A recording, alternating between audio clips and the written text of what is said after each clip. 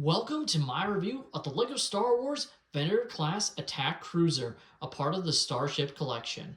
It is set number 75441, comes in 643 pieces, and is an 18 plus rated set.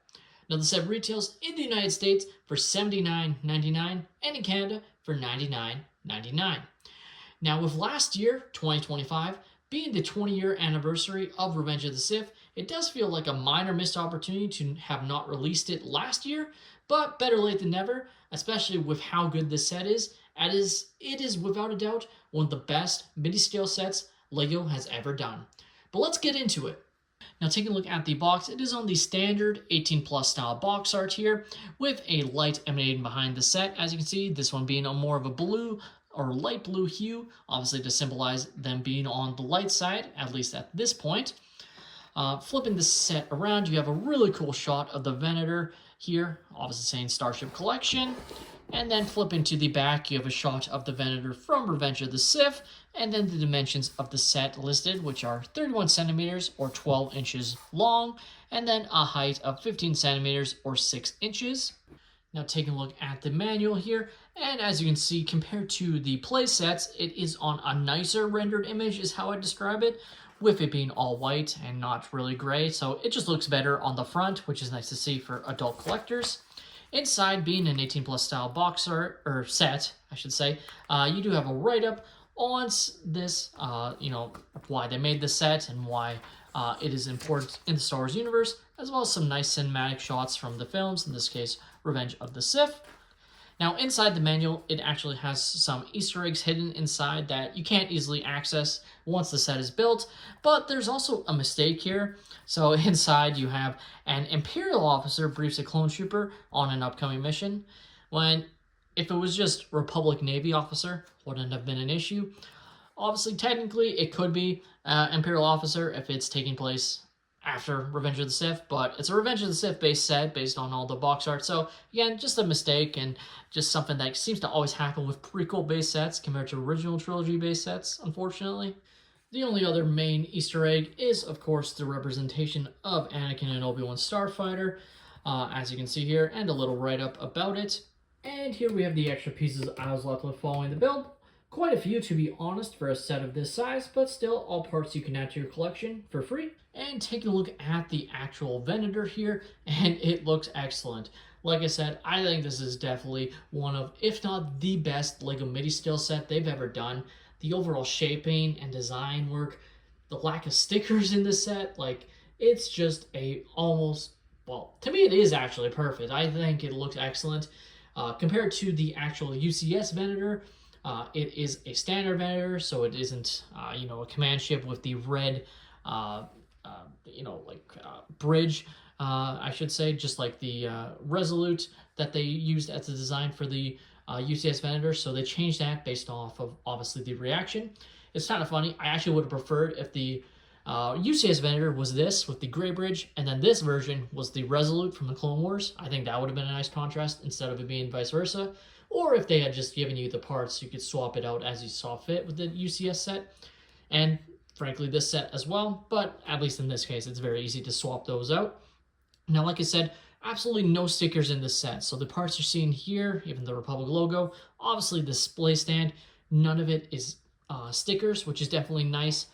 And here you can see the nice, sleek design here with the red strip going all the way down. You have these parts representing the cannons on the side. Obviously the translucent blue there to represent the hangar bay. Looking excellent there. Again, print on that end. And then even the engines look excellent in my opinion. I just think they did a great job. Obviously the barrels have become the standard use for these midi scales to use for engines, but it works so well, and in this case it's just perfect. I absolutely love it. You can just see what's definitely really nice as well is you can pretty easily take the set off, as it is just held by a couple of Technic rods. So if you wanted to, you can lay it on its own. If you don't have a lot of shelf space, you don't need to put it with the display stand. I definitely think it looks the best on its display stand, but you can do it, and it's not like top heavy or anything. It sits perfectly flat here and looks excellent. Now taking a look at the actual display stand, it is pretty standard, with the only thing really different about it is really this part here. The rest, you know, they kept very consistent, which I do like.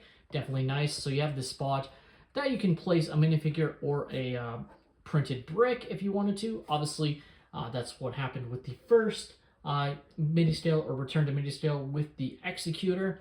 And it has been confirmed that these sets were never meant to come with minifigures, but these were given as options if you wanted to place your minifigures.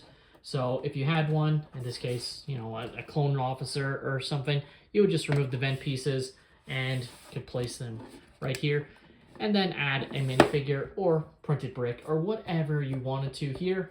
And that was the whole point of these, which is definitely nice. Still think these sets should have came with a minifigure that represented the set, but at the end of the day, it's confirmed that that was never supposed to be the case. It was just meant to be an additional option for you with your own collection. Now, placing it back on the stand is very simple.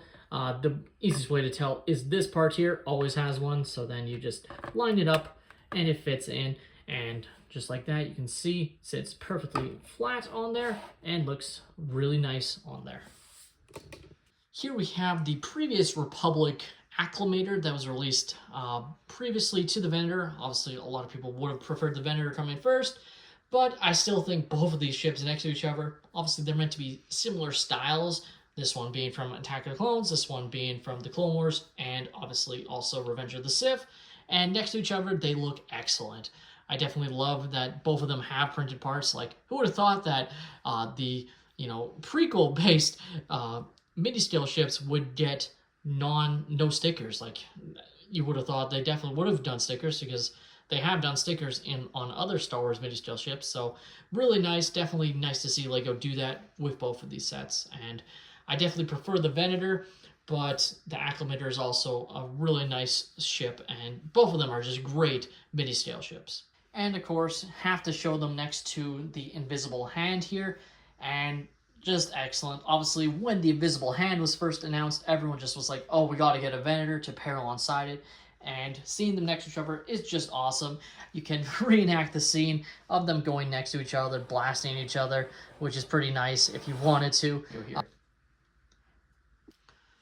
The LEGO Star Wars Venator class attack cruiser, as a part of the Starship collection, is a must-have for any LEGO Star Wars prequel fan, Clone Wars fan, Revenge of the Sith fan, just Star Wars fan. I think it is one of the best sets already of 2026, with its only negative really being the price.